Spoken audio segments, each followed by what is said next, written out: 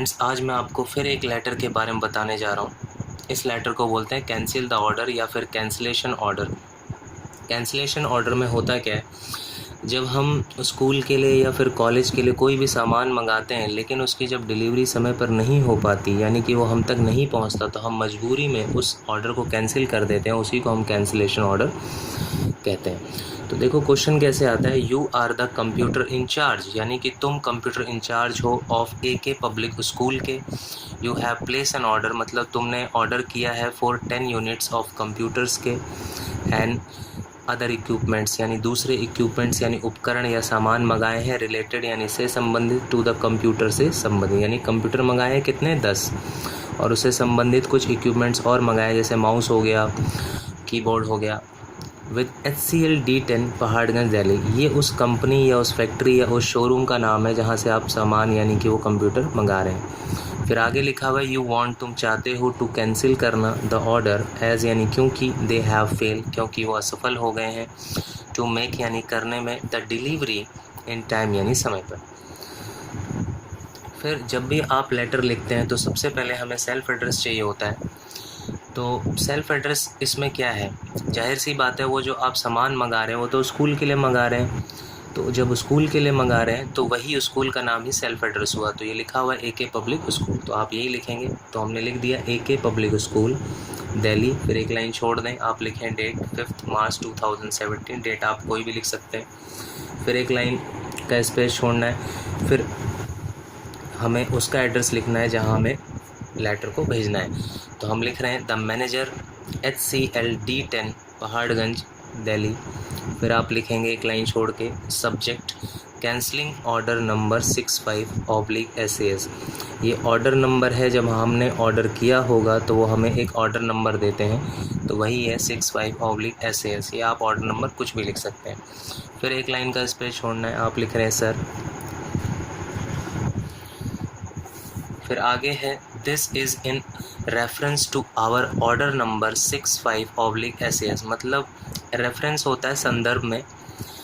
तो हमारे order number 65/SAS के संदर्भ में जो हमने डेट 17 Feb 2017 को जो ऑर्डर किया था रिगार्डिंग यानी के संबंध में, द डिलीवरी के संबंध में, ऑफ कंप्यूटर के एंड रिलेटेड इक्विपमेंट्स के, यानी उससे संबंधित सामान के। फिर एक लाइन का स्पेस छोड़ दें, आप लिखें in this respect. In this respect का मतलब होता है इस संबंध में। इन दिस रिस्पेक्ट यानी इस संबंध में। आई विश, मैं चाहता हूँ, टू इन्फॉर्म यानी सूचित करना, यू यानी तुम्हें, दैट यानी कि, डिस्पाइट यानी के बावजूद भी, मैनी रिमाइंडर्स मतलब कई बार याद दिलाने के बावजूद भी, यू हैव फेल तुम असफल हो गए हो, टू मेक यानी करने में, द डिलीवरी एज़ पर यानी के मुताबिक, टाइम यानी समय के मुताबिक, गिवन यानी जो दिया गया था, बाय यू यानी तुम्हारे द्वारा।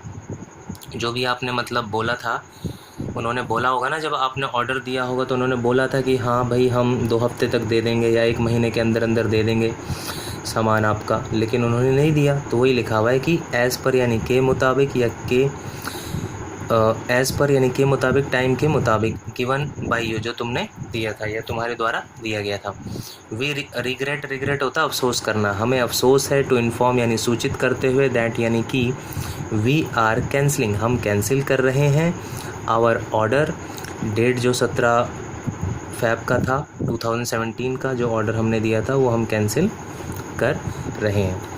फिर आप एक लाइन छोड़ देना और लिखना काइंडली यानी कृपया, रिफ़ंड यानी वापस कर दो, द एडवांस मेड यानी जो दिया गया था, टू यू तुमको, बाई यानी द्वारा, क्योंकि जब हम कोई भी ऑर्डर करते हैं तो थोड़ा बहुत एडवांस पैसे कुछ दे देते हैं, तो वही हम लिख रहे हैं कि काइंडली यानी कृपया, रिफ़ंड यानी वापस कर दो, द एडवांस मेड जो एडवांस किया गया था, दिया गया था, टू यू तुमको, बाई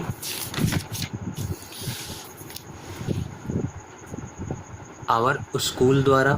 फिर एक लाइन का स्पेस छोड़ दें, आप लिखें योर्स ट्रूली। क्वेश्चन में आपका नाम दिया नहीं था, इसलिए हमने लिख दिया XYZ। अगर क्वेश्चन में नाम दिया हो तो आप नाम लिख देना, पर दिया ही नहीं है तो इसलिए हमने लिख दिया XYZ। और आपकी पोस्ट क्या थी, आप थे क्या स्कूल के, तो आप थे कंप्यूटर इंचार्ज, तो हमने वही लिख दिया। ठीक है फ्रेंड्स।